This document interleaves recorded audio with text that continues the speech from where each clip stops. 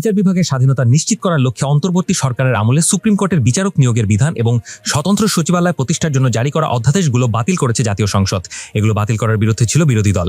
আজ বৃহস্পতিবার বিরোধী দলের আপত্তি নাকচ করে সংসদে সুপ্রিম কোর্টের বিচারক নিয়োগ রহিতকরণ বিল এবং সুপ্রিম কোর্ট সচিবালয় রহিতকরণ বিল পাশ করা হয়। এর মধ্য দিয়ে অন্তর্বর্তী সরকারের আমলে জারি করা এ সংক্রান্ত 3টি অধ্যাদেশ বাতিল হচ্ছে। এর ফলে বিচার বিভাগ আবার আগের অবস্থায় ফিরছে। সুপ্রিম কোর্টের বিচারক নিয়োগের আর কোনো আইন থাকছে না। তবে ওই অধ্যাদেশের অধীনে 25 জন বিচারকের নিয়োগ সহ যেসব ব্যবস্থা ইতিমধ্যে নেওয়া হয়েছে সেগুলো বৈধ বলে গণ্য হবে। আর সুপ্রিম কোর্ট সচিবালয় সংক্রান্ত 2টি অধ্যাদেশ বাতিল হওয়ার সঙ্গে সঙ্গে ওই অধ্যাদেশের অধীনে প্রতিষ্ঠিত সুপ্রিম কোর্ট সচিবালয় বিলুপ্ত হবে।